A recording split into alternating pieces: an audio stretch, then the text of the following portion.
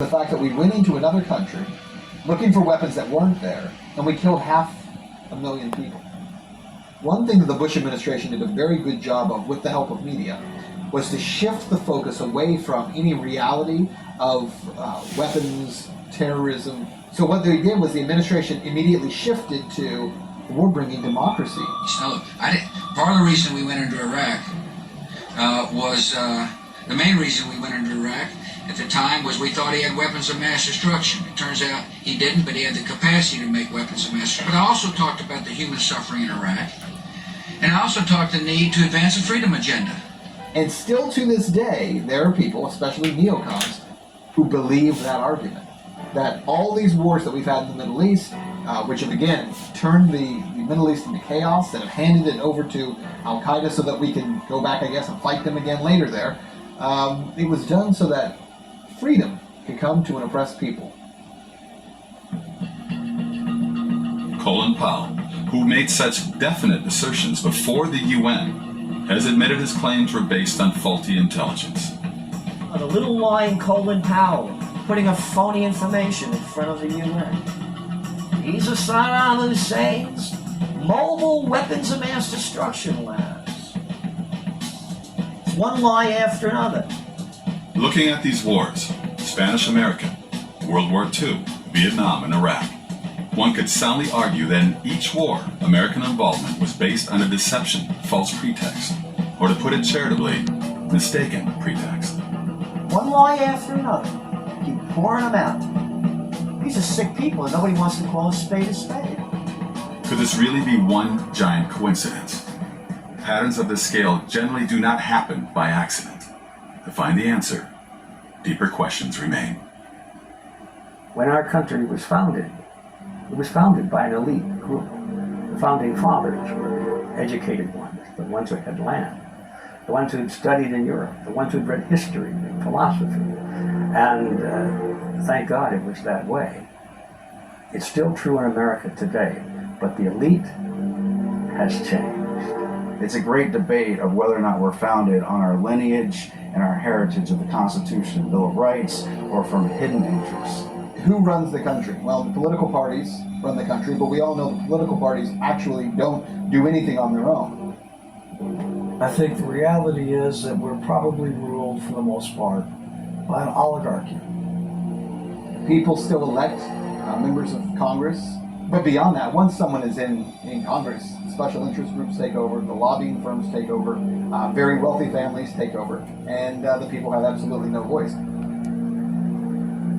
A super elite, very powerful, very wealthy individuals who have, I will use the word, conspired together to take advantage of the opportunities afforded them in their positions of power and influence to pretty much determine the direction and the course of our country, irrespective of the wishes of the American people. I think in any culture, in any country, you can look to who has the money. The people with the money typically tend to wield the power. And the best way to do that is to do it from behind the scenes, because then if people become angry with the way power is being wielded, they don't come after you, they come after the puppet standing in front of you. We all know about a lot of wealthy people, Warren Buffett and Donald Trump, and but these are the guys that you hear about. The people, they got lots of money, yeah, but the people with the real power, you don't even hear their names. We start seeing all of these names of large corporations that come together over and over again, and then they get intertwined into events that take place, and you start to see there's a pattern and there is a real agenda. In America's 60 Families, Ferdinand Lundberg wrote, "The United States is owned and dominated by a hierarchy of its 60 richest families, functioning discreetly in a de jure democratic form of government, behind which a de facto government, absolutist and plutocratic, has gradually taken form. This de facto government is actually the government of the United States, informal, invisible, shadowy." Among the 60 families Lundberg named were the Rockefellers, Morgans, Mellons, Vanderbilts, DuPonts, Astors, and Warburgs.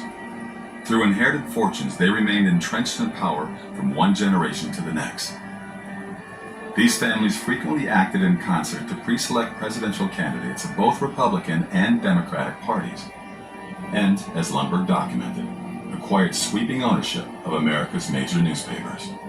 For the last several decades, let's admit, the powers that be have pretty much been the ones that have really made the decisions irrespective of the will of the American people. This power structure has been called the establishment.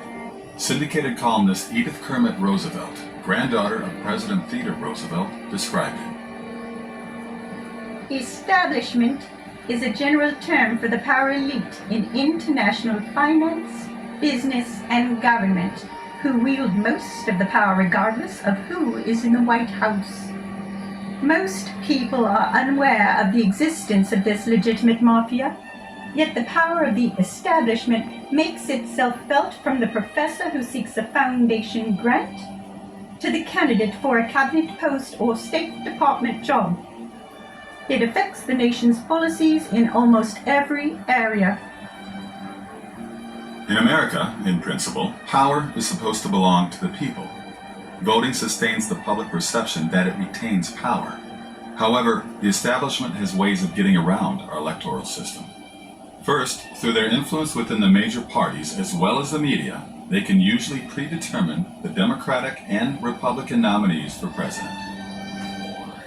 For years, I would tell people, if you don't go vote, you haven't got any right to gripe about what goes on because you're just not even part of the process. But I've quit saying that because now, even if you do go vote, in many instances, it doesn't really matter. Oh, and I love the baloney that they keep shoving out every election. Now, if you don't vote, then you get what you deserve. No, if you vote, you get what you deserve. The lesser of two evils? What sick person would vote for a lesser of two evils? In 1976, Jimmy Carter was elected president.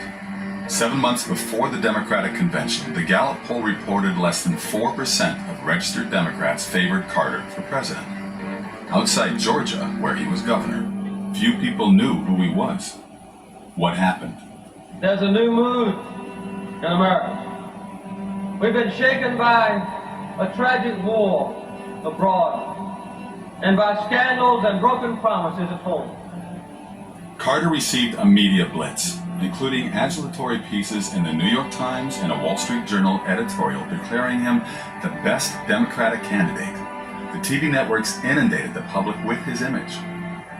Before the nominating convention, his picture appeared on Time's cover 3 times, and Newsweek's cover twice. Time's cover artists were instructed to make him look as much like John F. Kennedy as possible. How did Carter acquire this media following? It began with dinner at the Tarrytown, New York estate of David Rockefeller. Present was Zbigniew Brzezinski, who helped Rockefeller found the Internationalist Trilateral Commission, and whom Carter would later appoint National Security Advisor. Senator Barry Goldwater said of this meeting, David Rockefeller and Zbigniew Brzezinski found Jimmy Carter to be their ideal candidate. They helped him win the nomination and the presidency. To accomplish this purpose, they mobilized the money power of the Wall Street bankers and the media controllers. Carter thus received the nomination. A similar process has anointed campaigns of other major party presidential nominees of the last few decades. The people have no real say, including in who is elected to office in this country. I mean, consider this. In the United States, about 50% of the population are no longer affiliated with Republicans and Democrats. So 50% of the population is not voting for Republicans or Democrats. Tell me which national election, member of the House, member of the U.S. Senate, a president has been elected in the last 100 years who was not a member of one of those parties. Now, how is it possible that half the country isn't voting for Republicans or Democrats because they're not affiliated with those parties, and yet those are the only 2 options that we still have? I mean, I think that demonstrates to people how corrupt the system is, because you are literally kept from having any other option and any other choice. Because of the manipulation of the mainstream media, public education, most of the entertainment world, as well as the political world, so many of the American people are sedated, and they do not engage in the areas in which they could make a difference. The good news is, I think we're hitting a tipping point where the people, you're now hitting critical mass, obviously, when you have 50% of the country that's no longer a part of it, where, it just takes a very small minority now to really push things in a different direction. We had George Bush trying to get reelected, and John Kerry was his adversary, allegedly.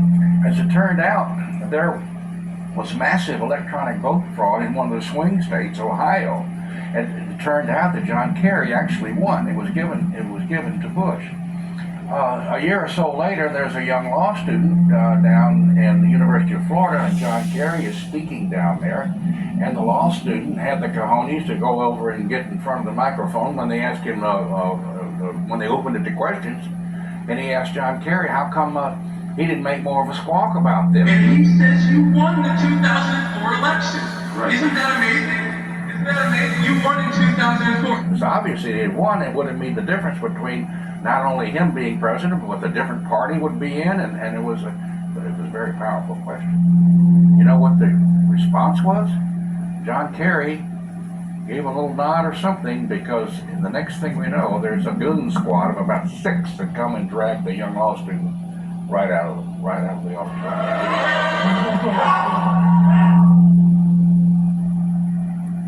However, the establishment has an even more powerful means of influencing the will of the people.